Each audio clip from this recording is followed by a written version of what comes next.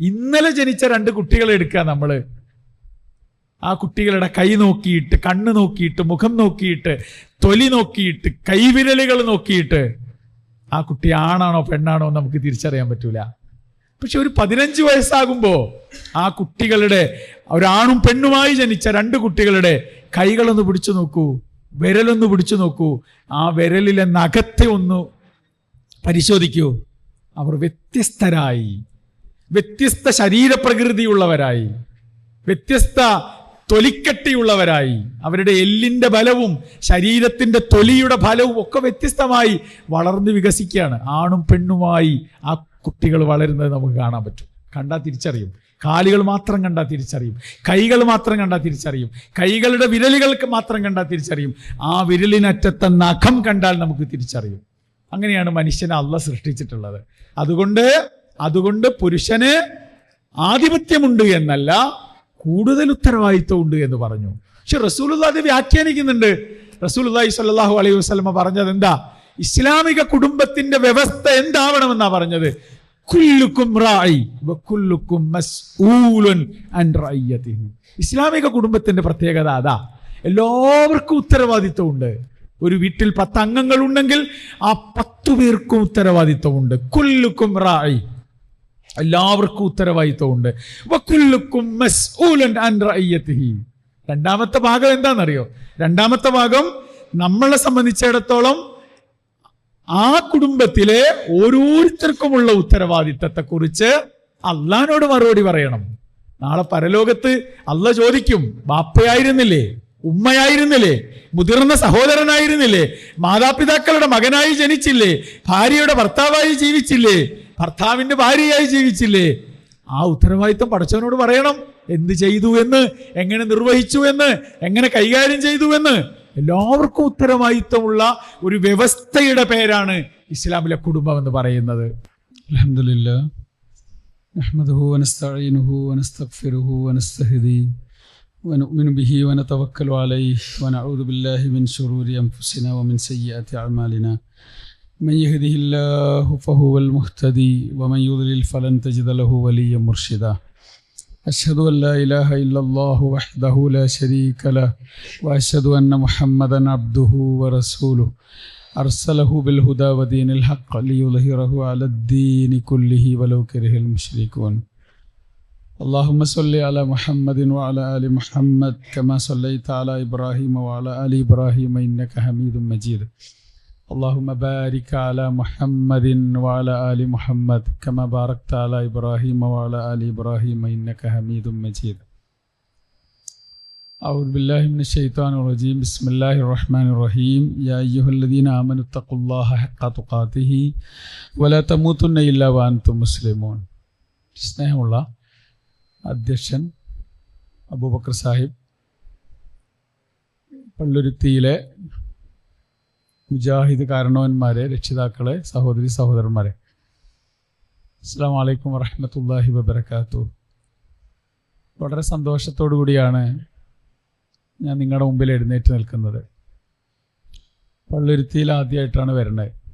പക്ഷെ പള്ളുരുത്തിയിലെ കുറേ മുജാഹിദ് പ്രവർത്തകരെ നേരിട്ടറിയാം എന്നത് കൊണ്ട് പള്ളുരുത്തി ഒരു അപരിചിതമായ സ്ഥലമായിട്ട് തോന്നുന്നില്ല. പക്ഷേ എനിക്ക് അത്ഭുതം ഉണ്ടാക്കിയ ചില കാര്യങ്ങളുണ്ട്, അത് പറയാതിരിക്കാനും വയ്യ. ഞാൻ അസ്ലം കോണ്ടാക്ട് ചെയ്തപ്പോൾ 7 മണിക്കാണ് പരിപാടി തുടങ്ങുക എന്ന് പറഞ്ഞപ്പോൾ ഞാൻ സത്യത്തിൽ ആലോചിച്ചു, അതിങ്ങനെ പറയാറ് സാധ്യതയുള്ളൂ, ഒരു 10 മണിയൊക്കെ ആകുമ്പോഴായിരിക്കും പരിപാടി തുടങ്ങാൻ. എന്നെ മലപ്പുറത്തു നിന്നാണ് ഞാൻ വരുന്നത്. മലപ്പുറത്തുനിന്ന് 7 മണിക്ക് ഒരു പഠന ക്യാമ്പ് തുടങ്ങാനുള്ള ഒരു സാധ്യതയും കാണുന്നില്ല. നടക്കൂല, നമ്മൾ എത്ര വിചാരിച്ചാലും. അങ്ങനെയുള്ളൊരു സാഹചര്യത്തിലേക്ക് ഞങ്ങളുടെ പ്രദേശങ്ങളൊന്നും എന്തായാലും എത്തിയിട്ടില്ല. അപ്പോൾ അത് എനിക്ക് ആളുകൾക്ക് ഏറ്റവും കംഫർട്ടായ ഒരു സമയം നമ്മൾ തിരഞ്ഞെടുത്ത് അതിരാവിലെ വേണമെങ്കിൽ നമുക്കൊരു ക്യാമ്പും പരിപാടിയും ഒക്കെ നടത്താമെന്ന് തെളിയിച്ച ഈ ഒരു പരിപാടിയുടെ സംഘാടകരെ ഞാൻ പ്രത്യേകം അഭിനന്ദിക്കുകയാണ്. അതൊരു നല്ല മാതൃകയായിട്ട് തോന്നുന്നു. നല്ലൊരു സമയമാണ്. ഏറ്റവും നേരത്തെ നമ്മളൊരു കാര്യം ചെയ്യാൻ തീരുമാനിക്കുമ്പോൾ അതിനുണ്ടാവുന്ന ഒരു ഊർജ്ജമുണ്ട്. അതൊരു 2 മണിക്കൂറോ 3 മണിക്കൂറോ ഒക്കെ കഴിഞ്ഞാൽ ആ ഊർജ്ജം പോകും. അപ്പോൾ ആ ഊർജ്ജം നഷ്ടപ്പെടുന്നതിന് മുമ്പ് ആളുകളെല്ലാവരും ഒരുമിച്ച് കൂടാന്ന് പറയുന്ന ഒരു സംഗതിയുണ്ട്. രണ്ടാമത്തെ ഒരു കാര്യം എനിക്ക് ഭയങ്കര അത്ഭുതമായിട്ട് തോന്നിയത്, പള്ളിയുടെ മെയിൻ ഹാളിൽ എല്ലാവരും ഇങ്ങനെ വന്നിരിക്കുകയാണ്. ഒരു ഞായറാഴ്ച കുർബാനയ്ക്ക് കസേരയിൽ വന്നിരിക്കണ പോലെ എല്ലാവരും കസേരയൊക്കെ ഇട്ടിരിക്കണ കാണുമ്പോൾ അത് ഒരു അപൂർവമായ കാഴ്ചയായിട്ടാണ് എനിക്ക് ഫീൽ ചെയ്തത്. അപ്പോൾ അത് പിന്നെ അതുകൊണ്ടാണ് ഞാനത് പ്രത്യേകം പറയുന്നത്. മൂന്നാമത്തെ ഒരു കാര്യം, നമ്മുടെ പള്ളിയുടെ ചരിത്രം ഇവിടെ ചുരുക്കി അവതരിപ്പിച്ചു. മുജാഹിദ് പ്രസ്ഥാനത്തിൻ്റെ ചരിത്രത്തിൽ കൊച്ചിയും പള്ളുരുത്തിയും എറണാകുളവും ഒക്കെ അങ്ങനെ വായിച്ച ആൾക്കാരാണ് ഞങ്ങളൊക്കെ. ഉമർ മൗലവിയുടെ ചരിത്രത്തിൽ കൊച്ചിയുണ്ട്. കൊച്ചിയിലെ മുജാഹിദ് പ്രവർത്തനങ്ങളുടെ പാരമ്പര്യം ഉണ്ടാക്കുന്നതിൽ പ്രധാനപ്പെട്ട ശില്പി ഉമർ മൗലവിയാണ്, KSK തങ്ങളാണ് എന്നൊക്കെ നമ്മൾ വായിക്കുകയും പറയുകയൊക്കെ ചെയ്തിട്ടുണ്ട്.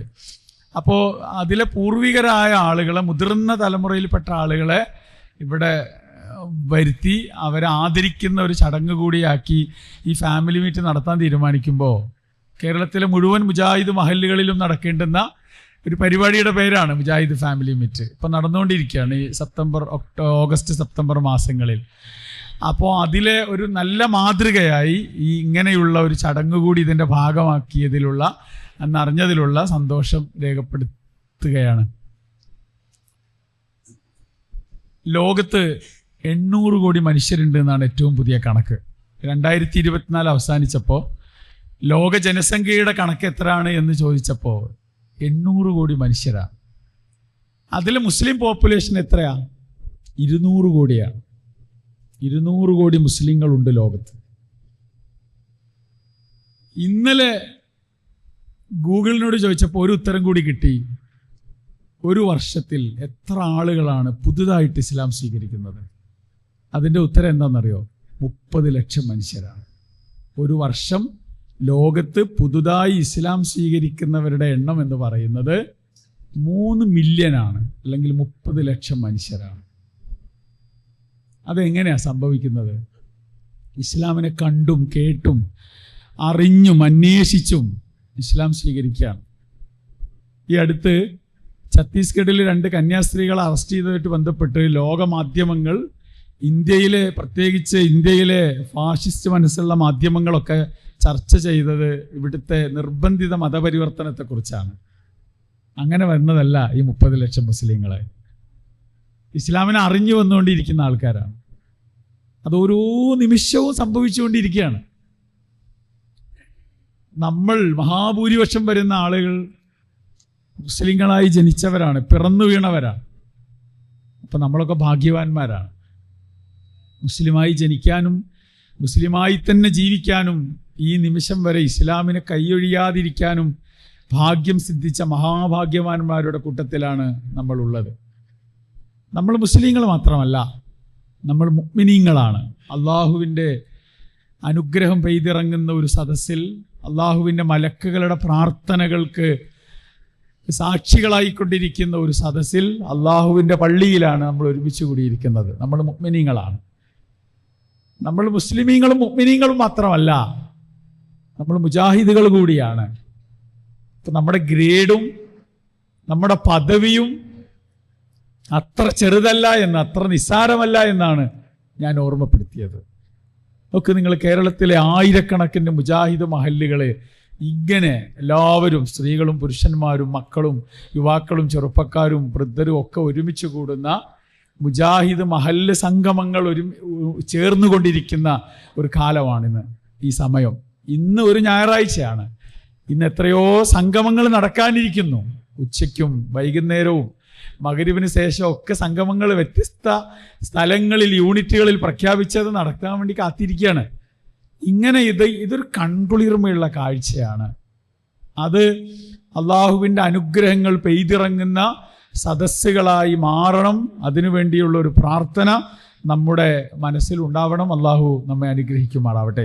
ഈ ഒരുമിച്ച് കൂടൽ, ഇവിടെ ഇരിക്കൽ, ഇവിടുന്ന് പറയുന്ന കാര്യങ്ങൾ, ഇവിടെ നമ്മൾ ചർച്ച ചെയ്യുന്ന വിഷയങ്ങളൊക്കെ അള്ളാഹുവിന് ഇഷ്ടമുള്ളതാവട്ടെ, അള്ളാഹു അതിന് പ്രതിഫലം നൽകുമാറാവട്ടെ എന്ന് ആത്മാർത്ഥമായി പ്രാർത്ഥിച്ചുകൊണ്ട് നമ്മുടെ വീടും നമ്മുടെ കുടുംബവുമായി ബന്ധപ്പെട്ട് എന്നെയും നിങ്ങളെയും ഓർമ്മപ്പെടുത്തേണ്ടുന്ന ചില കാര്യങ്ങൾ ഇങ്ങനെ പറഞ്ഞു പോവുക മാത്രമാണ് ഞാൻ ചെയ്യുന്നത്.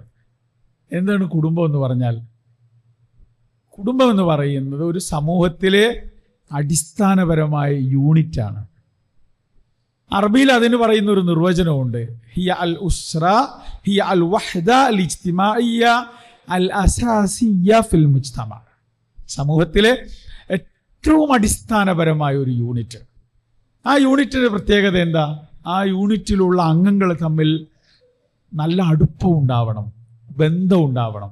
എങ്ങനെ? 2 തരത്തിലുള്ള ബന്ധമാണ് കുടുംബത്തിലെ അംഗങ്ങൾ തമ്മിൽ ഉണ്ടാവേണ്ടത് എന്നാണ്. ഒന്ന് രക്തബന്ധമാണ്, രണ്ടാമത്തത് വൈവാഹിക ബന്ധമാണ്.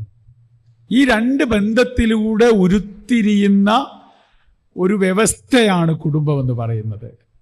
വിശുദ്ധ ഖുർആനിൽ അല്ലാഹു സുബ്ഹാനഹു വ തആല കുടുംബ ബന്ധത്തെ ഈ 2 ബന്ധങ്ങളെ കൂട്ടിയിണക്കിക്കൊണ്ട് ഖുർആൻ എന്താ പറഞ്ഞത്? വഹുവല്ലദീ ഖലഖ മിനൽ മാഇ ബശറൻ ഫജഅലഹു നസബൻ വസിഹ്റ വകാന റബ്ബുക ഖദീറ. ഒരു ബീജഗണത്തിൽ നിന്നാണ് മനുഷ്യന്റെ ഉൽപ്പത്തി. അതിൽ നിന്ന് മനുഷ്യനെ സൃഷ്ടിച്ചു അല്ലാഹു. എന്നിട്ട് ഫജഅലഹു നസബൻ വസിഹ്റ, മനുഷ്യന് 2 ബന്ധങ്ങളെ നൽകി അല്ലാഹു. ഒന്ന് രക്തബന്ധമാണ്. എൻ്റെ വീട്ടിൽ എൻ്റെ ഉപ്പയും ഉമ്മയും എൻ്റെ അനുജനും എൻ്റെ ജ്യേഷ്ഠനും എൻ്റെ സഹോദരിയും ഒക്കെ ഉണ്ട്, എൻ്റെ മക്കളുണ്ട്. അവരുമായി എനിക്കുള്ളത് എൻ്റെ രക്തബന്ധമാണ്. എൻ്റെ വീട്ടിൽ എൻ്റെ ഭാര്യയുണ്ട്, എൻ്റെ അനിയൻ്റെ ഭാര്യയുണ്ട്. അവരുമായി ഞങ്ങൾക്കുള്ളത് കുടുംബ ബന്ധമാണ്. ഖുർആൻ എത്ര അർത്ഥവത്താണ്. മനുഷ്യന്റെ ബന്ധങ്ങളെക്കുറിച്ച് ഖുർആനിന്റെ പരാമർശം എത്രത്തോളം ദൃഢതയുള്ളതാണ്, ആഴമുള്ളതാണ്, ബലമുള്ളതാണെന്ന് ആലോചിച്ച് നോക്കി. 2 തരത്തിലുള്ള ബന്ധങ്ങൾ ഒരുമിച്ച് കൂടുന്ന, ആ ബന്ധങ്ങൾ വഴി ഉണ്ടാകുന്ന, ഒരുമിച്ച് കൂട്ടപ്പെടുന്ന മനുഷ്യരുടെ കൂട്ടായ്മയാണ് കുടുംബം എന്ന് വിശേഷിപ്പിച്ചത്. അങ്ങനെയുള്ള ഒരു കുടുംബത്തിലെ അംഗമാണ് ഞാൻ. അങ്ങനെയുള്ള കുടുംബത്തിലെ അംഗങ്ങളാണ് നമ്മൾ എല്ലാവരും. മനുഷ്യൻ ജനിക്കുമ്പോൾ കൈയില്ലാതെ ജനിക്കാം, കാലില്ലാതെ ജനിക്കാം, കണ്ണും കാതുമില്ലാതെ ജനിക്കാം. പക്ഷെ ഒരു കുടുംബം ഇല്ലാതെ ജനിക്കാൻ പറ്റൂല.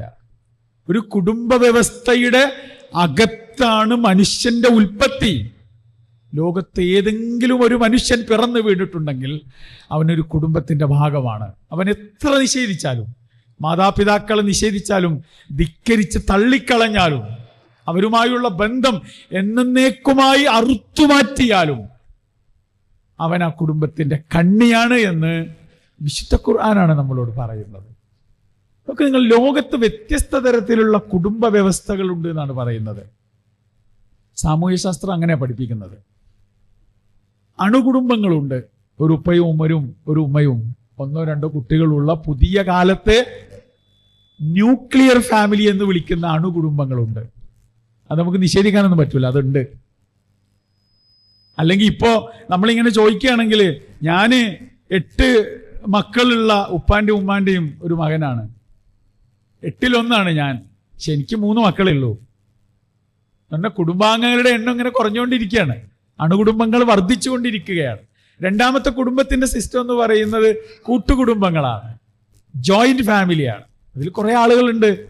ഉപ്പയും ഉമ്മയും മക്കളും 4, 5, 6 മക്കളും അവരുടെ കുടുംബങ്ങളും അവരുടെ മക്കളും ഒക്കെ ഒരുമിച്ച് കൂടുന്ന 25, 30, 40, 50 അംഗങ്ങളുള്ള വലിയ കുടുംബങ്ങൾ. അത് കോഴിക്കോടോ തലശ്ശേരിയിലൊക്കെ പോയാൽ 100, 150 അംഗങ്ങളുള്ള വലിയ കുടുംബ വ്യവസ്ഥകളുണ്ട്. കുടുംബ വൃക്ഷങ്ങൾ തിങ്ങിപ്പാർക്കുന്ന വലിയ തറവാട്ട് വീടുകൾ കാണാൻ പറ്റും നമുക്ക്. കോഴിക്കോട് കുണ്ടുങ്ങൽ ഒരു വീട്ടിൽ പോയിട്ടുണ്ട്. അവിടെ 110 ആളുകളുണ്ട്. കൂട്ടുകുടുംബമാണ്. അങ്ങനെയുള്ള സമൂഹമുണ്ട്, കുടുംബങ്ങളുണ്ട്. മറ്റൊന്നെന്താണ്? സിംഗിൾ പാരന്റ് എന്ന് വിളിക്കുന്ന ഫാമിലി സിസ്റ്റം ഉണ്ട്.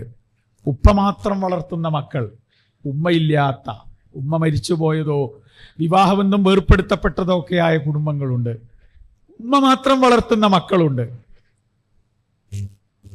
അല്ലെ? സ്റ്റെപ്പ് ഫാമിലി എന്ന് വിളിക്കുന്ന സിസ്റ്റം ഉണ്ട്. അതെന്താ? ഭാര്യ മരിച്ചു, അയാൾ 2ാമതൊരു കല്യാണം കഴിച്ചു, അവരാണ് ഈ മക്കളെ നോക്കുന്നത്. സ്റ്റെപ്പ് മദറാണ്. സ്ത്രീയുടെ സഹോദരിയുടെ ഭർത്താവ് മരണപ്പെട്ടു, അല്ലെങ്കിൽ വിവാഹബന്ധം ഏർപ്പെടുത്തി, അപ്പൊ മറ്റൊരു കല്യാണം കഴിച്ചു, അവരുടെ മക്കളെ നോക്കുന്നത് അയാളാണ്. അത് സ്റ്റെപ്പ് ഫാമിലിയാണ്, സ്റ്റെപ്പ് ഫാദറാണ്. ഞാനൊരു സ്കൂൾ അധ്യാപകനാണ്. നമുക്കൊരു 4 തരത്തിലുള്ള കുട്ടികളെ കാണാൻ പറ്റും സൊസൈറ്റിയിൽ. ഒന്നെന്താ? ഉപ്പയും ഉമ്മയും വളർത്തുന്ന കുട്ടികൾ, കുടുംബത്തിന്റെ ഒരു സംവിധാനമാണ്. ഉപ്പ മാത്രം വളർത്തുന്ന കുട്ടികൾ. മൂന്നാമത്തത് ഉമ്മ മാത്രം വളർത്തുന്ന കുട്ടികൾ. നാലാമത്തതോ ഉപ്പയും ഉമ്മയും ഇല്ലാതെ വളരുന്ന കുട്ടികൾ.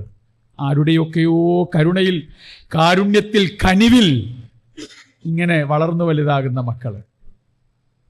അവിടെ നമ്മുടെ മുന്നിൽ ഒരു ചോദ്യമുണ്ട്. ഒരു മനുഷ്യന്റെ വ്യക്തി ജീവിതത്തിൽ, അയാളുടെ സാമൂഹിക ജീവിതത്തിൽ ആ മനുഷ്യന്റെ വ്യക്തിത്വത്തെ രൂപീകരിക്കുന്നതിൽ ഏറ്റവും പ്രധാനപ്പെട്ട പങ്ക് വഹിക്കുന്ന കുടുംബ വ്യവസ്ഥ ഏതാണ്? അതൊരു കൂട്ടുകുടുംബ വ്യവസ്ഥയാണ്. കുറേ അംഗങ്ങളുള്ള, കുറേ ആളുകളുമായി ഇടപഴകാൻ സാധിക്കുന്ന, കുറേ ആളുകളെ പരിചയപ്പെടാൻ സാധിക്കുന്ന, വ്യത്യസ്ത തരത്തിലുള്ള തൊഴിലുകൾ ചെയ്യുന്ന, വ്യത്യസ്ത തരത്തിലുള്ള വിദ്യാഭ്യാസമുള്ള, സാമ്പത്തിക ശേഷിയുള്ള ആളുകൾ ഒരുമിച്ച് കൂടുന്നിടത്താണ് ഒരു കുട്ടി വളരുന്നതെങ്കിൽ ആ കുട്ടിയുടെ സോഷ്യലൈസേഷൻ എന്ന് പറയുന്ന ഒരു പ്രക്രിയയുണ്ട്. സാമൂഹീകരണം എന്ന് വിളിക്കപ്പെടുന്ന ഒരു പ്രക്രിയയുണ്ട്. ഒരു സമൂഹത്തിൽ എങ്ങനെയാണ് ജീവിക്കേണ്ടത് എന്ന്, ഒരു സമൂഹത്തിൽ എങ്ങനെയാണ് ഇടപഴകേണ്ടത് എന്ന്, ഒരു സമൂഹത്തിന്റെ ചിത്രം എന്താണ് എന്ന് തിരിച്ചറിയുന്ന ഒരവസ്ഥ കുട്ടിക്ക് എപ്പോഴും സംജാതമാകുന്നത് എപ്പോഴാണെന്നറിയോ? കുറേ ആളുകളുള്ള കുടുംബ വ്യവസ്ഥയിലാണ്.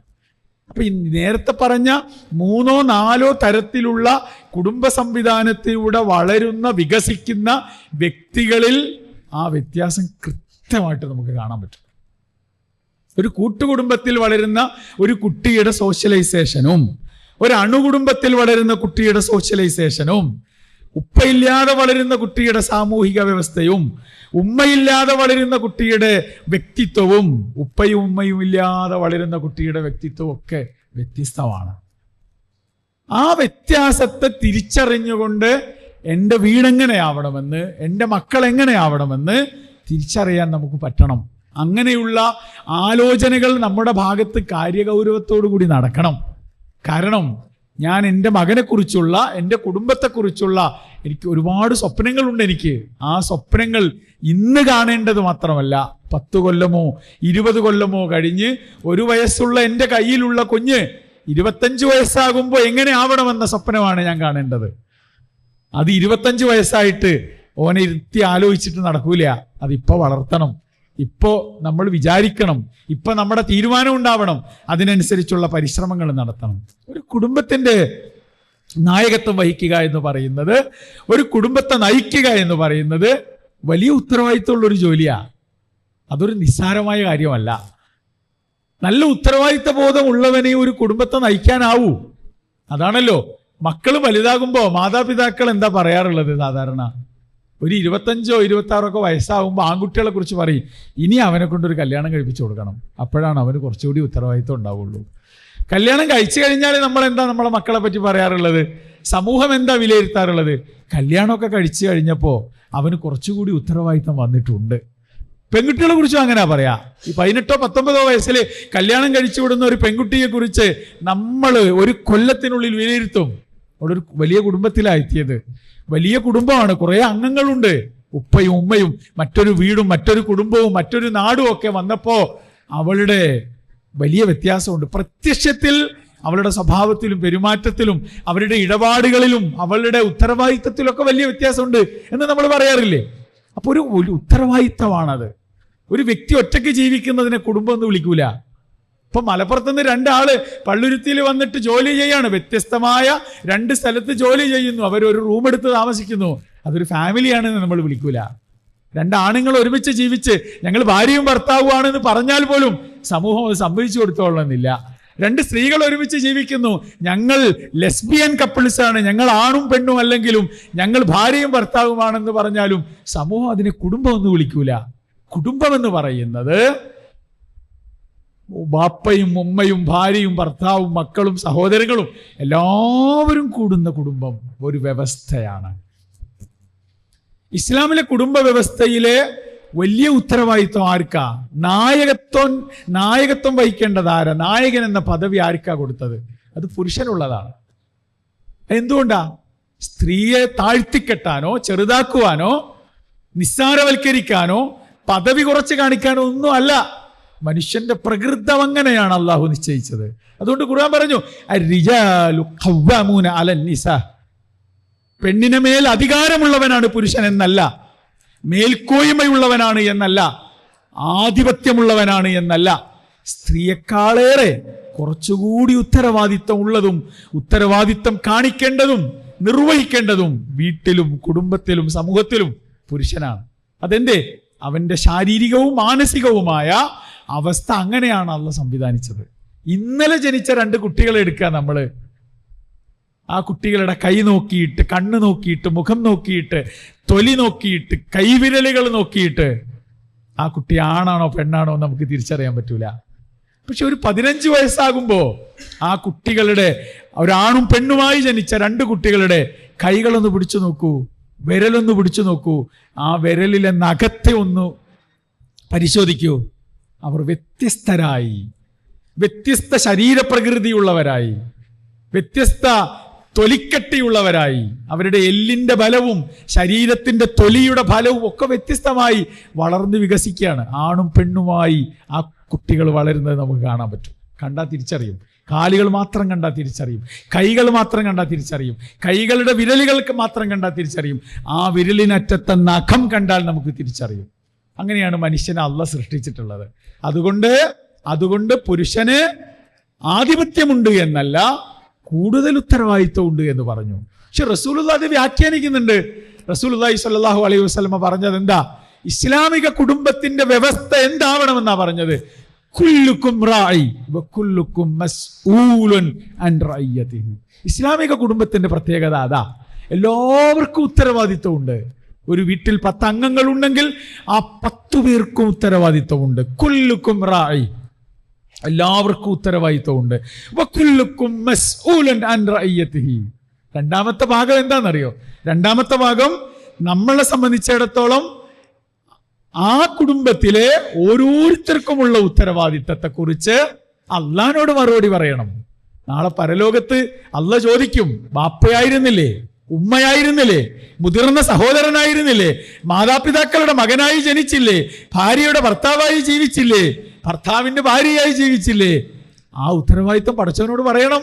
എന്ത് ചെയ്തു എന്ന്, എങ്ങനെ നിർവഹിച്ചു എന്ന്, എങ്ങനെ കൈകാര്യം ചെയ്തു എന്ന്. എല്ലാവർക്കും ഉത്തരവാദിത്വമുള്ള ഒരു വ്യവസ്ഥയുടെ പേരാണ് ഇസ്ലാമിലെ കുടുംബം എന്ന് പറയുന്നത്.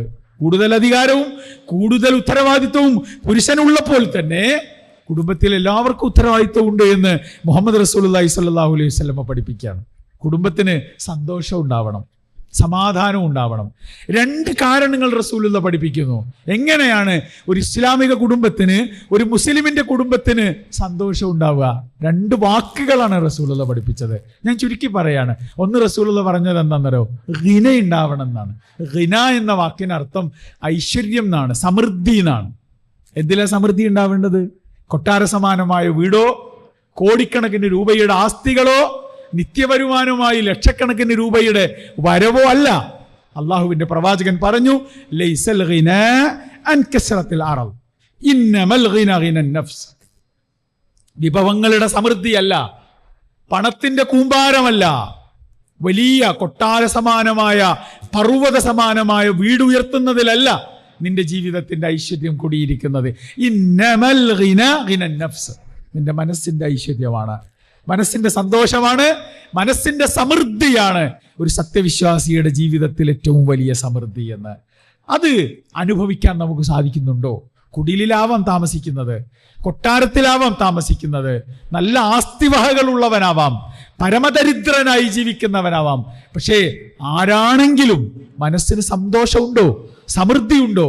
അവിടെയാണ് ഏറ്റവും പ്രധാനപ്പെട്ട ഒരു സംഗതി മുസ്ലിമായ നമ്മൾ മനസ്സിലാക്കേണ്ടത്, മുഅ്മിനീങ്ങളായ നമ്മൾ മനസ്സിലാക്കേണ്ടത്. ഒരു കവി പറയുന്ന വർത്താനമുണ്ട്. എന്താണ് മനസ്സിന്റെ സംതൃപ്തി എന്ന് വിശദീകരിക്കുകയാണ്.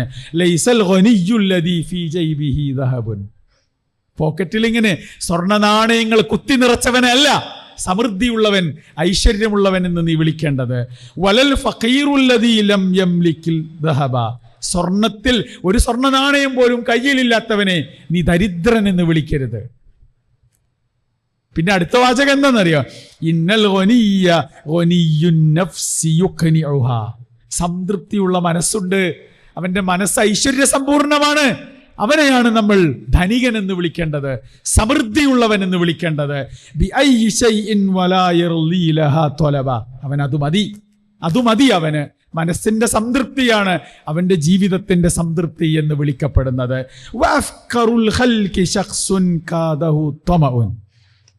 ആരെയാണ് ദരിദ്രൻ എന്ന് വിളിക്കേണ്ടത്? സമൃദ്ധിയില്ലാത്തവനെന്ന്, ഐശ്വര്യമില്ലാത്തവനെന്ന് വിളിക്കേണ്ടത് ആരെയാ? ആർത്തിയുള്ളവനെയാണ്. തമഴ് എന്ന് പറഞ്ഞാൽ അത്യാഗ്രഹമുള്ളവനാണ്, അല്ലേ? കിട്ടിയാലും കിട്ടിയാലും മതി വരാത്തവനാണ്. എന്നിട്ട് അദ്ദേഹം പറയില്ലേ, എന്ത് കണ്ടാലും, ആരുടെ കയ്യിൽ കണ്ടാലും, അല്ലേ, അതിനോട് കൊതിയുണ്ടാവും. ഒരുത്തന്റെ വീട് കണ്ടാൽ അതുപോലെ വീട് വേണമെന്ന് ആഗ്രഹിക്കുക. ഒരുത്തന്റെ കാറ് കണ്ടാൽ അതുപോലെ ഒരു കാറുണ്ടായാൽ കൊള്ളാമായിരുന്നു എന്ന് വിചാരിക്കുക. അങ്ങനെ കൊതിമൂത്ത് ജീവിക്കുന്ന, ആർത്തിയോടുകൂടി ജീവിക്കുന്ന മനുഷ്യരല്ല യഥാർത്ഥത്തിൽ സംതൃപ്തമായി ജീവിക്കുന്നത്. സമാശ്വാസത്തോടുകൂടി ജീവിക്കുന്നത് ആരാ? മനസ്സിന്റെ ഐശ്വര്യ സമ്പൂർണതയിൽ ആനന്ദം കണ്ടെത്തുന്നവനാണ് എന്നാണ്. അത് തന്നെയാണ് റസൂലുള്ള പറഞ്ഞത്. അതാണ് സത്യവിശ്വാസിയുടെ ജീവിതത്തിൽ ഉണ്ടാവേണ്ടത്. നമുക്ക് അസൂയ ഉണ്ടാവാൻ പാടില്ല, നമുക്ക് ആർത്തി ഉണ്ടാവാൻ പാടില്ല, നമുക്ക് ആർഭാടങ്ങൾ ഉണ്ടാവാൻ പാടില്ല, നമുക്ക് പൊങ്ങച്ചങ്ങൾ ഉണ്ടാകാൻ പാടില്ല. നമുക്കുണ്ടാവേണ്ടത് അച്ചടക്കമുള്ള മനസ്സും അച്ചടക്കമുള്ള ജീവിതവുമാണ്. അങ്ങനെ ഒന്ന് കൈവരിക്കാൻ നമുക്ക് പറ്റുമോ? അള്ളാന്റെ റസൂല് രണ്ടാമതൊരു കാര്യം പറയുന്നുണ്ട്. സത്യവിശ്വാസിക്കുണ്ടാവേണ്ടുന്ന ഗുണമായി പറയുന്ന റസൂൽ എന്ന് പറയുന്നത് എന്താ അറിയോ? ഖനാഅത്ത് ഉണ്ടാവണം എന്നാണ്. എന്താ ഖനാഅത്ത് എന്ന് പറഞ്ഞാൽ? അറബിയിൽ ആ വാക്കിനർത്ഥം ഉള്ളത് കൊണ്ട് തൃപ്തനായി ജീവിക്കുക എന്നതാണ്. എത്ര ഉള്ളത്? എൻ്റെ വീട് ഇതാണ്, എൻ്റെ വരുമാനം ഇതാണ്, എൻ്റെ ഐശ്വര്യം ഇതാണ്, എൻ്റെ സമ്പത്ത് ഇതാണ്, എൻ്റെ ആസ്തി ഇതാണ്, ഇതിൽ ഞാൻ സംതൃപ്തനാണ് എന്ന് മനസ്സറിഞ്ഞുകൊണ്ട് പറയാൻ സാധിക്കുക. അതാണ് മുസ്ലിമിന്റെ ജീവിതത്തിൽ ഉണ്ടാവേണ്ടത്. റസൂലുള്ള പറഞ്ഞു, മൻ അസ്ബഹ മിൻകും ആമിനൻ ഫി സർബിഹി, സുരക്ഷിതനായി നേരം പുലർന്ന് എണീക്കുമ്പോ ഞാൻ സുരക്ഷിതനാണ് എന്ന്, എനിക്ക് മുന്നിൽ ഭീഷണികളില്ല, വെല്ലുവിളികളില്ല, ചലഞ്ചുകളില്ല എന്ന് ഉറപ്പിക്കാൻ പറ്റുന്ന ഒരു പ്രഭാതം അവിടെ ജീവിക്കുന്ന ഒരു സത്യവിശ്വാസി. മുആഫ ഫി ജസദിഹി, അവന്റെ ശരീരത്തിന് കാര്യമായ ആരോഗ്യ പ്രശ്നങ്ങളൊന്നുമില്ല, രോഗങ്ങളൊന്നും അവനെ അലട്ടുന്നില്ല എങ്കിൽ ഇൻദഹു ഖൂതു യൗമിഹി, ഒരു ദിവസത്തേക്കുള്ള ഭക്ഷണം കയ്യിലുണ്ടെങ്കിൽ, ഒരു നേരത്തേക്കുള്ള ഭക്ഷണം കയ്യിലുണ്ടെങ്കിൽ, രോഗങ്ങളൊന്നുമില്ലാത്തൊരവസ്ഥയുണ്ടെങ്കിൽ, ഒരു ശരീരമുണ്ടെങ്കിൽ, എനിക്ക് പ്രയാസങ്ങളോ പേടിയില്ലാതെ ജീവിക്കാനുള്ള സാഹചര്യം ഉണ്ടെങ്കിൽ, റസൂലുള്ളാഹി പറയാണ് ഫകഅന്നമാ ഹീസത് ലഹു ദുനിയ, ഈ ലോകം മുഴുവൻ വെട്ടിപ്പിടിച്ചവനെ പോലെയാണ്, ലോകം മുഴുവൻ കയ്യിലൊതുക്കിയവനെ പോലെയാണ് അവനെന്ന്. ആരെക്കുറിച്ചാ പറഞ്ഞത്? നമ്മളെക്കുറിച്ചാ പറഞ്ഞത്. സത്യവിശ്വാസിക്കുണ്ടാവേണ്ടുന്ന മാനസികാവസ്ഥയെ കുറിച്ചാണ് റസൂലുള്ളാഹി വിശദീകരിക്കുന്നത്. എന്താണത്? ഉള്ളതിൽ സംതൃപ്തനായി ജീവിക്കുക.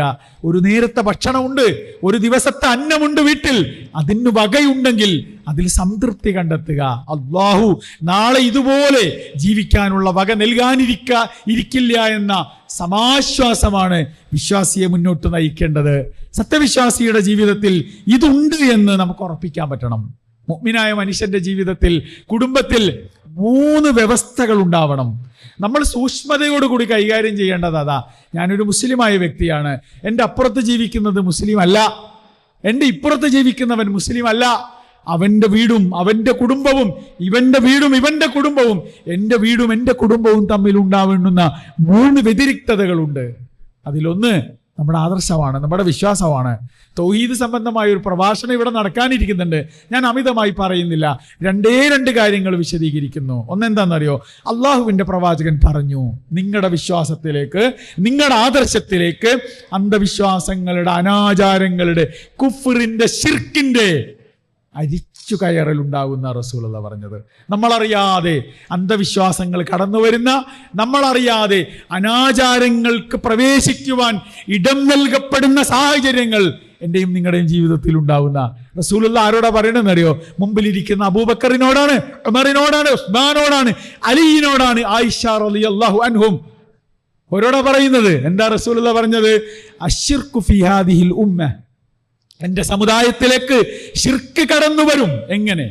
എന്റെ സമുദായത്തിലേക്ക് ശിർക്ക് കടന്നു വരും. എങ്ങനെ? റസൂലുള്ളാഹി പറഞ്ഞു, അഖ്ഫാ മിൻ ദബീബിൻ നംലി, ഒരു ഉറുമ്പരിക്കുന്നത് എത്ര വേഗതയിലാ? ആ ഉറുമ്പരിക്കുന്നതിനേക്കാളേറെ ഗോപ്യമായി, രഹസ്യമായി, സ്വകാര്യമായി എന്റെ സമുദായത്തിലേക്ക്, മുസ്ലിം ഉമ്മത്തിലേക്ക്, മുസ്ലിം ഉമ്മത്തിന്റെ വിശ്വാസത്തിലേക്ക് ശിർക്ക് വരുന്ന റസൂലുള്ളാഹി പറഞ്ഞത്. സഹാബികൾ റസൂലുള്ളാഹിനോട് ചോദിക്കുന്നുണ്ട്. എന്താ റസൂലുള്ളാഹിനോട് ചോദിച്ചെന്നറിയോ? കൈഫ നൻജു മിൻഹു യാ റസൂലല്ലാഹ്, അങ്ങനെ വരാനിരിക്കുന്ന ശിർക്കിൽ നിന്ന്, അങ്ങനെ വരാനിരിക്കുന്ന കൊടും തിന്മകളിൽ നിന്ന് ഞങ്ങൾക്ക് എങ്ങനെ രക്ഷപ്പെടാൻ പറ്റും? ഞങ്ങളിൽ വരൂല എന്ന് അവർ പറഞ്ഞില്ല. സഹാബികൾക്ക് ആത്മവിശ്വാസം ഉണ്ടായിരുന്നില്ല. ഞങ്ങൾ ശിർക്ക് വരാത്തൊരു സമുദായമാണ്, പ്രവാചകരെ നിങ്ങൾ ഞങ്ങളെക്കുറിച്ച് പേടിക്കണ്ട എന്നല്ല അവർ പറഞ്ഞത്. അങ്ങനെ വന്നാൽ ഞങ്ങൾ എന്ത് ചെയ്യണമെന്നാണ് ചോദിച്ചത്. മുസ്ലിമിന്റെ കയ്യിൽ ആയുധം ഉണ്ടാവണം, ശിർക്കിനെ പ്രതിരോധിക്കാനുള്ള ആയുധം, അന്ധവിശ്വാസങ്ങളെ പ്രതിരോധിക്കാനുള്ള ആയുധം. അള്ളാഹുവിന്റെ പ്രവാചകനോട് സഹാബികൾ ചോദിച്ച ഈ ചോദ്യത്തിന് റസൂലുള്ളാഹി പറഞ്ഞൊരു മറുപടിയുണ്ട്. ഖുൽ, നീ പറയുക, നിങ്ങൾ പ്രഖ്യാപിക്കുക, നിങ്ങൾ അള്ളാഹുവിനോട് ചോദിക്കുക, അല്ലാഹുമ്മ ഇന്നി അഊദു ബിക അൻ ഉശ്രിക ബിക വഅന അലം. അറിഞ്ഞുകൊണ്ട് ശിർക്ക് ചെയ്യുന്നത്, പടച്ചതമ്പുരാനെ അറിഞ്ഞുകൊണ്ട് ശിർക്ക് ചെയ്യുന്ന ഒരവസ്ഥ എനിക്ക് വരല്ലേ എന്ന് അള്ളാഹുവിനോട് ശരണം തേടുക. പടച്ചതമ്പുരാനെ അറിഞ്ഞുകൊണ്ട് ബോധപൂർവം എന്റെ ഈ ബുദ്ധിയുള്ള കാലത്ത് ശിർക്ക് ചെയ്യുന്ന ഒരാളായി ദുനിയാവിൽ ജീവിക്കാനുള്ള അവസരം നൽകല്ലേ എന്ന് പടച്ചതമ്പുരാനോട് പ്രാർത്ഥിക്കുക. ഞാനും നിങ്ങളും പ്രാർത്ഥിക്കണം. അതാ അള്ളാന്റെ റസൂല് പറഞ്ഞത്. രണ്ടാമത്തെ വാചകം എന്താണെന്നറിയോ? വസ്തഗ്ഫിറു ലിമാ ലാ അലം. അറിയാതെ എന്റെ ജീവിതത്തിലേക്ക് ശിർക്ക് വരുന്നതിന് അല്ലാഹുവേ ഞാൻ പേടിക്കുന്നു, അങ്ങനെ വന്നാൽ എനിക്ക് പുറത്തു തരണേ എന്ന് പടച്ചതമ്പുരാനോട് പ്രാർത്ഥിക്കുക. ഒരു സത്യവിശ്വാസിക്ക് മുന്നോട്ട് വെക്കുവാനുള്ള രണ്ട് ആയുധങ്ങളെ, രണ്ട് പരിചകളെ അള്ളാഹു പ്രവാചകൻ പരിചയപ്പെടുത്തുകയാണ്. അറിഞ്ഞുകൊണ്ട് ശിർക്ക് ചെയ്യുന്നതിൽ നിന്ന് അള്ളാഹുവിന്റെ രക്ഷയും സമാധാനവും, പടച്ചതമ്പുരാൻ ഒരുക്കുന്ന സുരക്ഷയ്ക്ക് വേണ്ടി പ്രാർത്ഥിക്കുക. പടച്ചതമ്പുരാനോട് പ്രാർത്ഥന മറക്കാതിരിക്കുക. എന്തൊക്കെ നമ്മൾ പ്രാർത്ഥിക്കുന്നുണ്ട്, ആ പ്രാർത്ഥനയുടെ കൂട്ടത്തിൽ ഉണ്ടാവണം ഇത്. അറിഞ്ഞുകൊണ്ട് ചെയ്യുന്ന ശിർക്ക്, അറിയാതെ വരുന്ന ശിർക്ക്. യാക്കൂബ് നബി അലൈഹി സ്വലാത്തു വസ്സലാം വിശുദ്ധ ഖുർആനിൽ ദീർഘമായി ചരിത്രം പ്രതിപാദിച്ച പ്രവാചകനാണ്. യാക്കൂബ് നബി അലൈഹി സ്വലാത്തു വസ്സലാമിനെ കുറിച്ച് സൂറത്ത് ബഖറയിലെ 133-ാമത്തെ ആയത്തിൽ അള്ളാന്റെ പ്രവാചകനോട് അള്ള പറഞ്ഞു, അള്ളാഹുവിന്റെ പ്രവാചകൻ നമ്മളോട് പറഞ്ഞൊരു ആയത്തുണ്ട്. എന്താണെന്നറിയാ?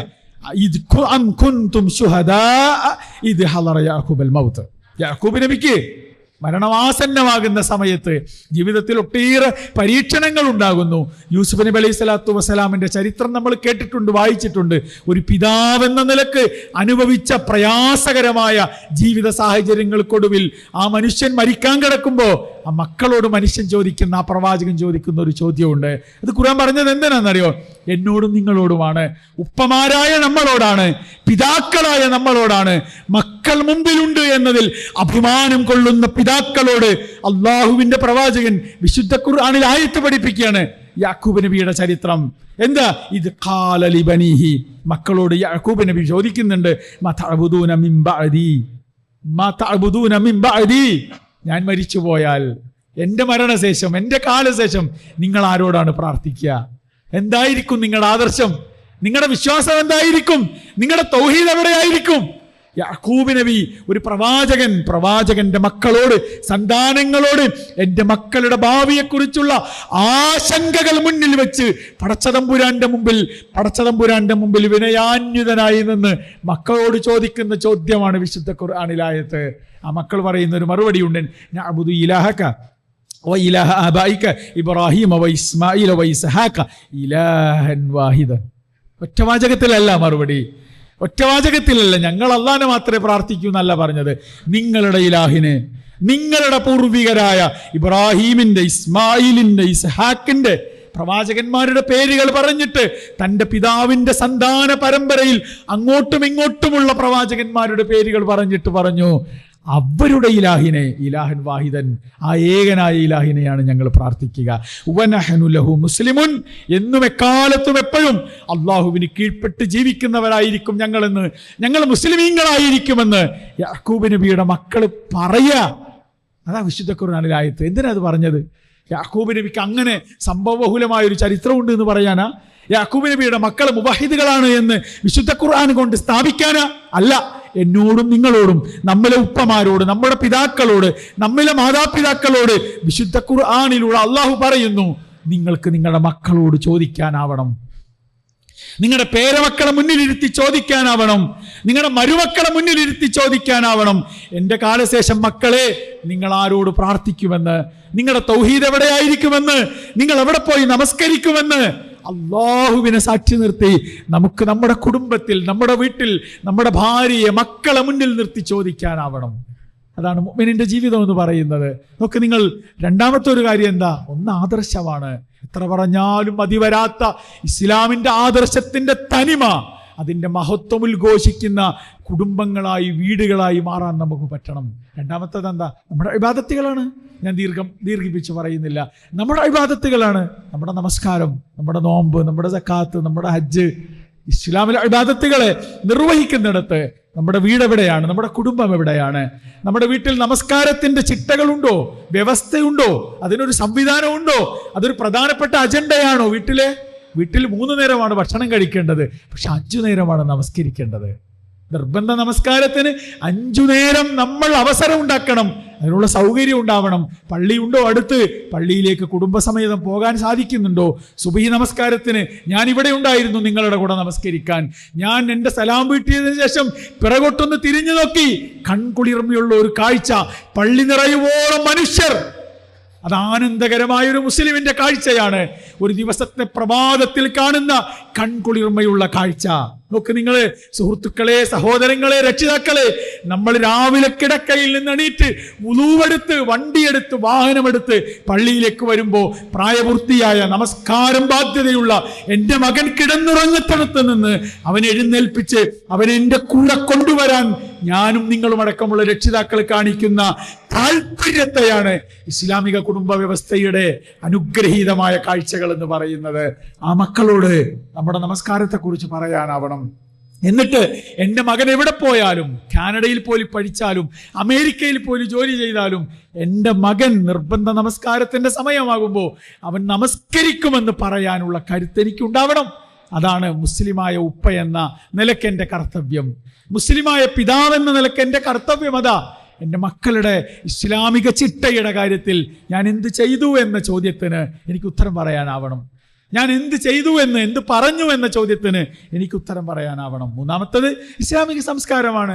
1 വിശ്വാസമാണ്, 2 ഇബാദത്താണ്, 3 നമ്മുടെ സംസ്കാരമാണ്. ഒരു മുസ്ലിമിന്റെ സംസ്കാരമുണ്ട്, ഒരു മുജാഹിദിന് വ്യത്യസ്തമായ സംസ്കാരമുണ്ട്. മുജാഹിദിന്റെ വീട്, മുജാഹിദിന്റെ കുടുംബം, മുജാഹിദിന്റെ മക്കൾ, അവർക്ക് വ്യത്യാസം ഉണ്ടാവണം.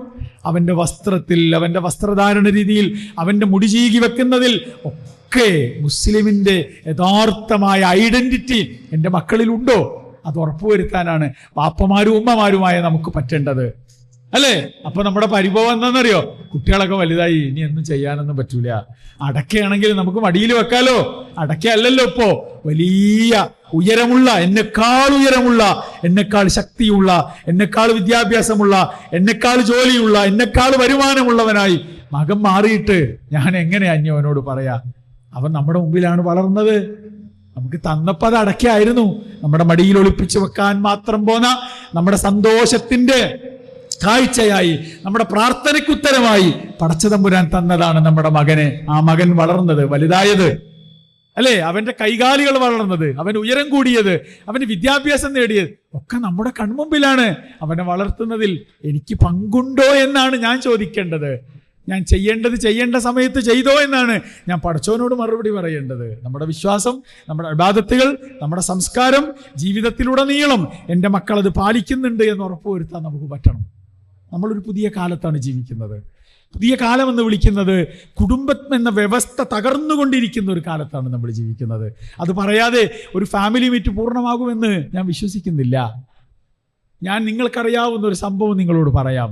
23 വയസ്സുള്ളൊരു ചെറുപ്പക്കാരൻ, പിതാവ് ഗൾഫിലാണ്, മാതാവും 14 വയസ്സുള്ള അനിയനും ഈ 23 വയസ്സുള്ള ചെറുപ്പക്കാരനുമാണ് വീട്ടിൽ ജീവിക്കുന്നത്. അവൻ സഞ്ചരിക്കുന്നത് 2.5 ലക്ഷം രൂപയുടെ വിലയുള്ള ഒരു ബൈക്കിലാണ്. അതവൻ്റെ ആഗ്രഹമാണ്, അതവൻ്റെ മാതാപിതാക്കൾ സാധിച്ചു കൊടുത്തിട്ടുണ്ട്. അവനൊരു സുപ്രഭാതത്തിൽ അവൻ്റെ ഉമ്മയെ തലക്കടിച്ച് വീഴ്ത്തുന്നു. ഉമ്മ മരിച്ചു എന്ന് വിചാരിച്ച് വീടിന് പുറത്തിറങ്ങുന്നു. ഉപ്പയുടെ ഉമ്മ 84 വയസ്സുള്ള ഉപ്പയുടെ മാതാവ് വല്യമ്മ ഒറ്റയ്ക്ക് താമസിക്കുന്ന വീട്ടിലെത്തുന്നു. വല്യമ്മയെ തലക്കടിച്ച് കൊലപ്പെടുത്തുന്നു. അവിടെ നിന്ന് ഇറങ്ങുന്നു. ഉപ്പയുടെ സഹോദരനും അയാളുടെ ഭാര്യയും താമസിക്കുന്നിടത്തെത്തുന്നു. അവരെ 2 പേരെയും കൊലപ്പെടുത്തുന്നു. 23 വയസ്സുള്ള ചെറുപ്പക്കാരന് അയൽപക്കത്തെ വീട്ടിലൊരു കാമുകിയുണ്ട്, 21 വയസ്സുള്ള ഒരു പെൺകുട്ടി. അവളെ വീട്ടിലേക്ക് വിളിച്ചു വരുത്തുന്നു, അവളെ കൊലപ്പെടുത്തുന്നു. 14 വയസ്സുള്ള ഒരു അനിയനുണ്ട്, സുന്ദരനായ ഒരു കുട്ടി.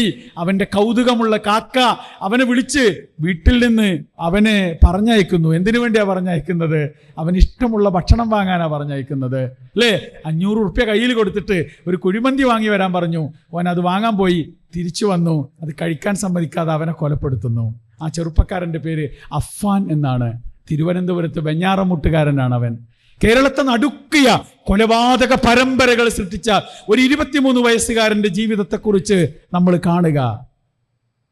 ഇത് നമ്മുടെ നാട്ടിൽ നടക്കുന്ന പുതിയ കുടുംബ വിശേഷങ്ങളാണ്. ഞാനും നിങ്ങളും അറിയുന്ന, നമ്മൾ വായിക്കുന്ന വാർത്തകളിൽ നമ്മൾ സങ്കടപ്പെട്ടുകൊണ്ട് കേൾക്കുന്ന കുടുംബ വിശേഷങ്ങളാണ്. എനിക്ക് പരിചയമുള്ള ഒരാൾ, അയാൾക്ക് 2 മക്കളുണ്ട്, ഭാര്യയുണ്ട്, 2 മക്കളുണ്ട്. അയാൾ ഒരു പുതിയ പെൺകുട്ടിയെ പരിചയപ്പെടുന്നു. അവൾക്ക് ഭർത്താവുണ്ട്, 2 മക്കളുണ്ട്. 2 പേരും മക്കളെയും ഭർത്താക്കന്മാര്, ഭാര്യയെ ഒരാളും ഭർത്താവിനെ മറ്റൊരാളും ഉപേക്ഷിച്ച് 2 പേരും പുതിയ ജീവിതം തുടങ്ങാൻ തീരുമാനിക്കുന്നു. ഇതാണ് നമ്മുടെ നാട്ടിലെ പുതിയ കുടുംബ വിശേഷങ്ങൾ. ഇത് വാർത്തകളല്ല സുഹൃത്തുക്കളെ, ഇത് നമ്മൾ കേൾക്കുന്ന വാർത്തകളല്ല.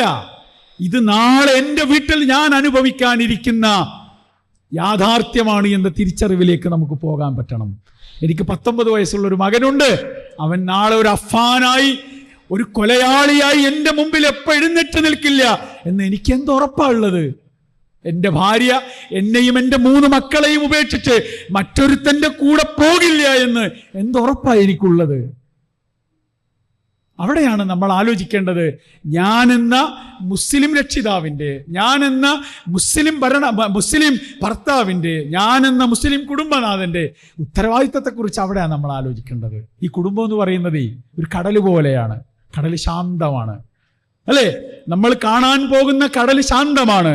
ശാന്തമായ കടലിനെ നമ്മൾ കാണുന്നു, അവിടുത്തെ കാറ്റ് നമ്മൾ ആസ്വദിക്കുന്നു, കാഴ്ചകൾ കണ്ട് നമ്മൾ തിരിച്ചു പോരുന്നു. നമ്മുടെ വീട് അങ്ങനെയാ, നമ്മുടെ കുടുംബം അങ്ങനെയാ. ഇങ്ങനെ നോക്കുമ്പോൾ നല്ല പെയിന്റ് അടിച്ച അതിമനോഹരമായി കെട്ടി ഉയർത്തപ്പെട്ട ഒരു വീട്, അതിൻ്റെ മുന്നിൽ മതിലുണ്ട്, സുന്ദരമായ ഗേറ്റുണ്ട്, വീടിൻ്റെ കാർ പോർച്ചിൽ നിർത്തിയിട്ട അത്യാഡംബരമായ ഒരു കാറുണ്ട്. വീടിനകത്ത് കയറിയാൽ അത്യാധുനിക സാങ്കേതിക സൗകര്യങ്ങളുള്ള അടുക്കളയും ബെഡ്റൂമുകളും ഓഫീസും ഡൈനിങ് ഹാളും ഒക്കെ ഉണ്ട്. സുന്ദരമായ കാഴ്ചയാണ്. പക്ഷെ കടൽ പ്രക്ഷുബ്ധമാണ്. നമ്മൾ കാണുന്ന ശാന്തതക്കപ്പുറത്ത് കടലിനൊരു പ്രക്ഷുബ്ധാവസ്ഥയുണ്ട്, അതിനാഴമുണ്ട്. നമ്മൾ കണ്ട കടൽ പരപ്പിന് താഴെ അടികൾ താഴ്ചയുള്ള വലിയ ആഴമുണ്ട്. കടലിന്റെ ആഴങ്ങളിൽ വലിയ ഇരുട്ടുണ്ട്.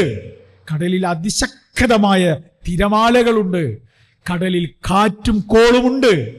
കടലിൽ നമ്മൾ കഴിക്കുന്ന അതീവ രുചിയുള്ള രുചികരമായ മത്സ്യവിഭവങ്ങൾക്കപ്പുറത്ത് മനുഷ്യനെ ഇളക്കി മറിക്കാൻ മാത്രം, തട്ടിയകറ്റി തെറുപ്പിച്ച് മുന്നോട്ട് പോകാൻ മാത്രം പോന്ന അതിശക്തിയുള്ള ആക്രമണോത്സുകത കാണിക്കുന്ന കടൽ ജീവികളുണ്ട് കടലിൽ. ഇതാണ് കുടുംബം എന്ന് പറയുന്നത്. കുടുംബം ചിലപ്പോൾ പ്രക്ഷുബ്ധമാകും, ചിലപ്പോൾ അവിടെ കാറ്റും കോളും ഉണ്ടാകും, അതിശക്തമായ തിരമാലകൾ സുനാമികളായി മാറും. അവിടെ ആ കടലിലൂടെ സഞ്ചരിക്കുന്ന ഒരു കപ്പലിനെ നയിക്കുന്ന കപ്പിത്താൻ എത്ര ജാഗ്രത വേണം. ഈ കടൽ തിരമാലകളെ വകഞ്ഞു മാറ്റി ഈ കാറ്റിനെയും കോളിനെയും കൺട്രോൾ ചെയ്തുകൊണ്ട് എൻ്റെ കപ്പലിനെ തീരത്തണിക്കുവാൻ ശ്രമിക്കുന്ന ഒരു കപ്പിത്താന്റെ ദൗത്യമാണ് കുടുംബനായകനും നായികക്കും നിർവഹിക്കാനുള്ളത്. എനിക്കും നിങ്ങൾക്കും നമ്മുടെ വീട്ടിൽ നിർവഹിക്കാനുള്ളത് ഈ പ്രക്ഷുബ്ധമായ കടലിൽ സഞ്ചരിക്കുന്ന ഒരു കപ്പലിനെ ശാന്തമായി തീരത്തേക്ക് കൊണ്ടുപോകാൻ ശ്രമിക്കുന്ന ഒരു കപ്പിത്താന്റെ വൈദഗ്ധ്യം നമുക്കുണ്ടാവേണ്ടുന്ന ഒരു കാലത്താണ് നമ്മൾ ജീവിക്കുന്നത്. അത്രമേൽ പ്രക്ഷുബ്ധമാണ് നമ്മുടെ സമൂഹം. കുടുംബം എന്ന വ്യവസ്ഥയെ തകർത്ത് തരിപ്പണമാക്കുന്നതിന് വേണ്ടിയുള്ള വലിയ പരിശ്രമങ്ങൾ നടന്നുകൊണ്ടിരിക്കുന്ന ഒരു കാലത്താണ് നമ്മൾ ജീവിച്ചുകൊണ്ടിരിക്കുന്നത്. നമ്മുടെ ഏറ്റവും വലിയ പേടി എന്താ? ഒരു രക്ഷിതാവിനോട് നിങ്ങൾ ചോദിക്കുക, ഏറ്റവും വലിയ പേടി എന്താ? മക്കളുടെ വിദ്യാഭ്യാസത്തെക്കുറിച്ചായിരുന്നു വലിയ പേടി ഉണ്ടായിരുന്നത്, അല്ലേ? വീടിനെ കുറിച്ചായിരുന്നു വലിയ പേടി ഉണ്ടായിരുന്നത്. ജോലിയും തൊഴിലും വരുമാനവും ഇല്ല എന്നുള്ളായിരുന്നു പേടി. അതൊക്കെ മാറിയിട്ടുണ്ട്. അതൊക്കെ മാറിയിട്ട് ഒരൊറ്റ കാര്യത്തിൽ വലിയ ആശങ്കകൾ എല്ലാവരും ഒരുപോലെ പറയാണ്. അതെന്താണെന്നറിയോ? മക്കളുടെ വിവാഹത്തെക്കുറിച്ചാണ് പറയുന്നത്. വിവാഹം എന്ന് പറയുന്നത് ഒരു പഴയ സങ്കല്പമായി മാറിയ ഒരു ലോകത്താണ് നമ്മൾ ജീവിച്ചുകൊണ്ടിരിക്കുന്നത്. വിവാഹമേ വേണ്ട എന്ന് പറയുന്ന കുട്ടികളുടെ, ചെറുപ്പക്കാരുടെ, ആൺകുട്ടികളുടെ, പെൺകുട്ടികളുടെ എണ്ണം വർദ്ധിച്ചു വരുന്ന ഒരു കാലത്താണ് ഞാനും നിങ്ങളും ഉപ്പമാരായി ജീവിക്കുന്നത്. അല്ലേ? നമ്മൾ മക്കളായി ജീവിച്ചപ്പോൾ ഈ ഒരു കൺസെപ്റ്റ് ഉണ്ടായിരുന്നില്ല എന്നാണ് എനിക്ക് തോന്നുന്നത്. വളരെ വളരെ വളരെ വളരെ കുറവായിരുന്നു. പക്ഷെ ആ എണ്ണം കൂടിക്കൊണ്ടിരിക്കുകയാണ്. വിവാഹമൊക്കെ ആകാം, ഞാൻ വിചാരിക്കുന്ന പോലത്തെ ഒരു വിവാഹം, അല്ലേ, എന്ന് പറയുന്ന മക്കളുടെ എണ്ണം കൂടിക്കൊണ്ടിരിക്കുക. നിങ്ങൾ വരയ്ക്കുന്ന മതത്തിന്റെ വൃത്തത്തിനപ്പുറത്ത് അല്പം കൂടി വിശാലമായ വിവാഹ സ്വപ്നങ്ങളാണ് എനിക്കുള്ളത് എന്ന് നമ്മുടെ മക്കൾ നമ്മുടെ മുഖത്ത് നോക്കി പറയുന്ന ഒരു കാലത്താണ് നമ്മൾ ജീവിക്കുന്നത്. അല്ലേ? എനിക്കിഷ്ടമുള്ളവന്റെ കൂടെ എനിക്കിഷ്ടമുള്ള കാലം ഇഷ്ടമുള്ളിടത്ത് ജീവിക്കാനാണ് ഞാൻ ആഗ്രഹിക്കുന്നത് എന്ന് പറയുന്ന കാലത്താണ് നമ്മൾ ജീവിക്കുന്നത്. അല്ലേ? എൻ്റെ മക്കള് മറ്റൊരാളെ പ്രേമിച്ച് വലയിൽ വീഴ്ത്തിയിട്ട് അവനെയും കൊണ്ട് അവളെയും കൊണ്ട് കയറി വരരുത് എന്നാണ് പഴയ രക്ഷിതാക്കൾ ആഗ്രഹിച്ചിരുന്നത്. ആ രക്ഷിതാക്കളുടെ ആഗ്രഹത്തിനും അവസ്ഥ മാറി. എന്നിട്ട് അവർ വിചാരിക്കുന്നിടത്തേക്ക് മാറി കാലം. എന്താണ്? എൻ്റെ മകൻ ഇഷ്ടപ്പെടുന്നതും കൊണ്ടുവരുന്നതും ഒരു മുസ്ലിമായെങ്കിലും മതിയായിരുന്നേനെ എന്ന് രക്ഷിതാക്കൾ ആഗ്രഹിക്കുന്നിടത്തേക്ക് കാലം മാറി. അവിടെ നിന്ന് മാറിയിട്ടുണ്ട്. ഇപ്പോ രക്ഷിതാക്കളുടെ പ്രാർത്ഥന എന്താണെന്നറിയോ? രക്ഷിതാക്കൾ ആഗ്രഹിക്കുന്നത് എന്താന്ന് ചോദിച്ചാല്, എൻ്റെ ആൺകുട്ടി കൊണ്ടുവരുന്നത്, അവൻ്റെ ഇണയായി കൊണ്ടുവരുന്നത് ഒരു പെണ്ണിനെ ആയിരുന്നാൽ മതിയായിരുന്നേനെ എന്ന് പറയുന്നിടത്തേക്ക് നമ്മുടെ കാലം മാറിയിട്ടുണ്ട്. എൻ്റെ പെൺകുട്ടി ഇഷ്ടപ്പെടുന്നതും കൊണ്ടുവരുന്നതും ഒരു ആണിനെ ആണെങ്കിൽ തിരക്കടില്ല എന്ന് വിചാരിക്കുന്നിടത്തേക്ക് ആണും വിവാഹം കഴിക്കുന്ന, പെണ്ണും വിവാഹം കഴിക്കുന്ന, അതിന് പ്രാധാന്യം കൊടുക്കുന്ന മാധ്യമങ്ങൾ മത്സരിക്കുന്ന, അതിൻ്റെ പ്രാധാന്യത്തെക്കുറിച്ച് വാദോരാതെ സംസാരിച്ചിരിക്കുന്ന ആളുകളെക്കുറിച്ച് കാണുന്ന, അതിൻ്റെ സ്വാതന്ത്ര്യത്തിൻ്റെ വലിയ വിശാലമായ അർത്ഥത്തെക്കുറിച്ച് സംസാരിക്കുന്ന സാംസ്കാരിക പ്രവർത്തകന്മാരെ കാണുന്ന, അതിനുവേണ്ടി സിനിമകൾ ഉണ്ടാക്കുന്ന, അതിനുവേണ്ടി നോവലുകൾ എഴുതുന്ന, അത് പ്രസ്താവിക്കപ്പെടുന്ന കവിതകൾ രചിക്കുന്ന ഒരു കാലത്താണ് നമ്മൾ ജീവിക്കുന്നത്. നമ്മുടെ പേടി നമ്മുടെ കുട്ടികളെ കുറിച്ചാണ്, നമ്മുടെ തലമുറയെ കുറിച്ചാണ്. മഹാനായ സക്കരിയ നബിയുടെ ഒരു പ്രാർത്ഥന ഉണ്ട് ഖുർആനിൽ. അതെന്താണെന്നറിയോ? വഇന്നീ ഖിഫ്തുൽ മവാലിയ മിൻ ബറായി, വഇന്നീ ഖിഫ്തുൽ മവാലിയ മിൻ ബറായി. പടച്ചതമ്പുരാനെ, മക്കളില്ലാത്തതിൻ്റെ വേദന പടച്ചവനോട് പറയാണ് സക്കരിയ നബി. അപ്പൊ പറഞ്ഞ വാചകം എന്താണെന്നോ? എനിക്ക് കുട്ടികളില്ല എന്നല്ല, വഖിഫ്തുൽ മവാലിയ മിൻ ബറായി, എനിക്ക് പിന്മുറക്കാരില്ല, എൻ്റെ പിന്നിൽ വരാൻ ആളില്ല, എൻ്റെ സ്വത്തനന്തരമെടുക്കാൻ അവകാശി ഉണ്ടാകില്ല എന്ന പേടിയല്ല സക്കരിയ നബി എന്ന പ്രബോധകന്റെ, സക്കരിയ നബി അലൈഹി സ്വലാത്തു വസ്സലാം എന്ന പ്രവാചകന്റെ ആശങ്ക. എൻ്റെ ധാർമ്മികമായ ഉത്തരവാദിത്തങ്ങൾ ഏറ്റെടുക്കാൻ മതിയായ കെൽപ്പുള്ള, കരുത്തുള്ള, ഊർജമുള്ള, ഉശിരുള്ള ഒരു പിൻതലമുറയില്ല എന്നതിൻ്റെ വേദന ഞാനും നിങ്ങളും അനുഭവിക്കുന്ന, നമ്മൾ ആശങ്കപ്പെടുത്തുന്ന വേദന അതാണ്. പള്ളുരുത്തിയിലെ തങ്ങൾ നഗറിലുള്ള മുജാഹിദ് പള്ളിയുടെ സംസ്ഥാപനം എവിടെ നിന്ന് ആരംഭിച്ചു എന്ന്, അതിൻ്റെ പൂർവികരാരാണ് എന്ന് മഹാനായ ഉമർ മൗലവി തറക്കല്ലിട്ട ഈ പള്ളി എങ്ങനെ പണിതുയർത്തി എന്നാണ് ഇവിടെ ഹ്രസ്വമായി സൂചിപ്പിച്ച ചരിത്രം. ഇതിനൊരു മഹത്വമുണ്ട്, ഇതിനൊരു പാരമ്പര്യമുണ്ട്, വർഷങ്ങൾ നീണ്ട അധ്വാനത്തിൻ്റെ മഹത്വമുണ്ട്. രക്ഷിതാക്കളുടെ ആശങ്ക എന്താണെന്നറിയോ? അടുത്ത ഘട്ടത്തിൽ, അടുത്ത കാലത്ത് ഈ പള്ളിയും മദ്രസയും ഇസ്ലാമിക പ്രബോധന സംരംഭങ്ങളും ഇവിടുത്തെ ദീനും ദഅവത്തും സംഘടനയും കൊണ്ടു നടക്കാൻ കെൽപ്പുള്ള ഒരു തലമുറയുണ്ടോ എന്നാണ്. ആ ആശങ്കയിൽ ഞാനും നിങ്ങളും ഉണ്ട്. നമ്മുടെ മനസ്സിൽ നിന്നുയരുന്ന പ്രാർത്ഥന സക്കരിയ നബിയുടെ പ്രാർത്ഥനയ്ക്ക് സമാനമായ പ്രാർത്ഥനകളാണ്. നമുക്ക് മറുപടി കൊടുക്കാൻ പറ്റണം. മുജാഹിദുകളുടെ യുവാക്കൾ, മുജാഹിദുകളുടെ കുട്ടികൾ, മുജാഹിദുകളുടെ ചെറുപ്പക്കാർ, വിദ്യാർത്ഥികൾ, ഞങ്ങൾ ഈ സമൂഹത്തിന് പ്രാധാന്യം നൽകുന്ന, ഉത്തരവാദിത്വം നിർവഹിക്കാൻ സാധിക്കുന്ന, ഈ സമുദായത്തിന് നേതൃത്വം നൽകാൻ സാധിക്കുന്ന, ഊക്കുമുശിരും കരുത്തും ചങ്കുറപ്പുമുള്ള യുവജനങ്ങളെ, വിദ്യാർത്ഥികളെ വളർത്തിയെടുക്കുവാൻ, അവർക്ക് ആവശ്യമുള്ള തർബിയത്ത് കൊടുക്കുവാൻ ഇതാ ഞങ്ങളുടെ കയ്യിൽ സംവിധാനമുണ്ട് എന്ന്, ഞങ്ങളുടെ പ്രസ്ഥാനം അതിന് ഒരുക്കങ്ങൾ നടത്തുന്നുണ്ട് എന്ന് ഞങ്ങളൊരു കുടുംബ സംഗമം വിളിച്ചു ചേർത്താൽ അവിടെ യുവാക്കളും വിദ്യാർത്ഥികളും പെൺകുട്ടികളും ആൺകുട്ടികളും കുട്ടികളും ചെറുപ്പക്കാരും ഒക്കെ വരുമെന്ന് പ്രതീക്ഷയോടുകൂടി പറയാൻ നമുക്കാവണം. അങ്ങനെയുള്ള ആശങ്കകൾ നിറഞ്ഞൊരു കാലത്താണ് നമ്മൾ ജീവിച്ചുകൊണ്ടിരിക്കുന്നത് എന്ന തിരിച്ചറിവ് നമുക്കുണ്ടായേ പറ്റൂ. കുടുംബകലഹങ്ങൾ, കുടുംബം എന്ന് പറയുന്ന വിവാഹത്തെക്കുറിച്ചുള്ള സങ്കല്പം പറഞ്ഞില്ലേ, അത് വിവാഹം കഴിക്കുന്നതിന് മുമ്പുള്ള വർത്തമാനങ്ങളാണെങ്കിൽ ഈ നല്ല ആഘോഷപൂർവ്വം നടക്കുന്ന വിവാഹങ്ങൾ, അല്ലേ, 1000 2000 ആളുകൾ കൂടി ബിരിയാണി കഴിച്ച് വിളമ്പി നല്ല ഫോട്ടോഗ്രാഫർ വെച്ച് വരന്റെയും വധുവിന്റെയും ഫോട്ടോ എടുത്ത് അത് അലങ്കാരത്തോടു കൂടി 10 ദിവസം നോക്കി നിന്ന് ഗംഭീരമായ പരിപാടി നടത്തി എന്നൊക്കെ പറയുന്ന കുടുംബങ്ങളും നാട്ടുകാരും ബന്ധുമിത്രാദികളും ഒരുമിച്ച് കൂടിയ കല്യാണങ്ങളുടെ അവസ്ഥ എന്താ? മണിക്കൂറുകളുടെ ദൈർഘ്യത്തിൽ, ആഴ്ചകളുടെ ദൈർഘ്യത്തിൽ, മാസങ്ങളുടെ ദൈർഘ്യത്തിൽ പൊട്ടിപ്പിരിഞ്ഞു പോകുന്ന കുടുംബ ബന്ധങ്ങളുള്ള ഒരു കാലത്താണ് നമ്മൾ ജീവിച്ചുകൊണ്ടിരിക്കുന്നത്. കേരളത്തിൽ 28 കുടുംബ കോടതികളുണ്ട്. 28 കുടുംബ കോടതികളുണ്ട്. ഏറ്റവും പുതിയ കണക്ക് എന്താണെന്നറിയോ? കേരളത്തിൽ 75 ഒരു ദിവസത്തിൽ 75 വിവാഹമോചന കേസുകൾ രജിസ്റ്റർ ചെയ്യപ്പെടുന്നു എന്നാണ്. ഒരു ദിവസം 75 കുടുംബ കലഹത്തിന്റെ കേസുകൾ റിപ്പോർട്ട് ചെയ്യുന്ന കേരളത്തിൽ ഒരു കൊല്ലത്തിൽ അത് 10,000 കവിയുന്ന 25,000-ലേക്കും 35,000-ലേക്കും നീണ്ടുപോകുന്ന കണക്കുകളുണ്ട് കേരളത്തിൽ. ഇതെന്താ? എല്ലാ കുടുംബ കേസും എല്ലാ വിവാഹമോചന കേസും കോടതിയിലെത്തുന്നുണ്ടോ? ഇല്ല. നാട്ടുകാർ തീർക്കുന്ന, മഹല്ലുകൾ ഇടപെട്ട് തീർക്കുന്ന, നേതൃത്വത്തിലുള്ള ആൾക്കാർ ഇടപെട്ടുന്ന, കുടുംബകരണവന്മാർ കൂടി തീർക്കുന്ന എത്ര കേസുകളുണ്ട്. വളരെ തുലോം കുറവാണ് കോടതിയിലെത്തുന്ന കേസ്. അതിൻ്റെ കണക്കാത്. ഞാൻ പറയട്ടെ, കേരളത്തിൽ ഏറ്റവും കൂടുതൽ വിവാഹമോചന കേസുകൾ റിപ്പോർട്ട് ചെയ്യുന്നത് എറണാകുളം ജില്ലയിൽ നിന്നാണെന്നാണ് കണക്ക്. അത് എന്തുകൊണ്ടാണെന്ന് കൂടി ഞാൻ പറയാം. ഞാൻ പള്ളുരുത്തിയിലാണ് സംസാരിക്കണത്. എറണാകുളം ജില്ലയിൽ കേരളത്തിലെ അതിപ്രഗത്ഭരായ താരങ്ങൾ ജീവിക്കുന്നു, സെലിബ്രിറ്റീസ് ജീവിക്കുന്നു എറണാകുളത്ത്. സിനിമാ താരങ്ങളും സാമൂഹ്യ പ്രവർത്തകരും എഴുത്തുകാരും ഒക്കെ ജീവിക്കുന്നത് എറണാകുളത്താണ്. അവർക്കിടയിലാണ് വിവാഹമോചന കേസുകളുടെ എണ്ണം വർദ്ധിക്കുന്നത് എന്നാണ്. അവിടെയാണ് നമ്മൾ ജീവിക്കുന്നത്. ഇവിടെയാണ് നമ്മൾ കുടുംബമായി ജീവിക്കുന്നത്. ഇവിടെ നമുക്ക് ഉത്തരവാദിത്വമുണ്ട്. അള്ളാന്റെ റസൂലിന്റെ മുന്നിൽ ഒരു കുട്ടിയെ ഇങ്ങനെ കൈ പിടിച്ചു കൊണ്ടുവന്നിട്ട് ഒരു സഹാബി ചോദിക്കുന്നുണ്ട് റസൂലുള്ളാഹിനോട്, നബിയെ മഹക്കുബിനി ഹാദ, എൻ്റെ കുട്ടിയുടെ കാര്യത്തിൽ എനിക്ക് നിർവഹിക്കാനുള്ള ഉത്തരവാദിത്വം എന്താണ്? അള്ളാന്റെ റസൂൽ പറഞ്ഞെന്താണെന്നറിയോ? തുഹ്സിനിസ്മഹു വഅദബഹു വളഅഹു മൗലിയൻ ഹസനൻ. എൻ്റെ കുട്ടിക്ക് നല്ലൊരു പേര് വെക്കാൻ, നല്ല അദബ് മര്യാദകൾ പഠിപ്പിക്കാൻ, നല്ല ഒരു സ്ഥലത്ത് അവനെ വളർത്താൻ, അവൻ്റെ ജീവിത സാഹചര്യം നന്നാക്കാൻ നിനക്ക് പറ്റണം. അത് റസൂലുള്ള മാതാപിതാക്കളോടാണ് പറയുന്നത്, എന്നോട് നിങ്ങളോടുമാണ് പറയുന്നത്. നമ്മുടെ കുടുംബത്തെ ഇസ്ലാമികമായ തർബിയത്ത് കൊടുക്കാൻ നമുക്ക് പറ്റുമോ? അത് പ്രധാനമായ ഒരു കാര്യമാണ്. നമ്മുടെ ലക്ഷ്യം സ്വർഗമാണ്. ആ സ്വർഗത്തിൽ ഞാൻ ഒറ്റയ്ക്കുണ്ടായാൽ പോരാ, എൻ്റെ കുടുംബം ഉണ്ടാവണം കൂടെ. യാ അയ്യുഹല്ലദീന ആമനൂ കുടുംബവും നിങ്ങളും നരകത്തിൽ നിന്ന് രക്ഷപ്പെടണമെന്ന് ആഗ്രഹിക്കണമെന്ന അള്ളാന്റെ റസൂൽ മറ്റൊരായത്ത് കൂടി പറയുന്നുണ്ട്. എന്താണ് റസൂൽ പറഞ്ഞത്? ജന്നത്തു അദിൻ, നിത്യവാസത്തിന്റെ സ്വർഗമുണ്ട്. അവിടെ കയറുന്നത് ആരാന്നോ?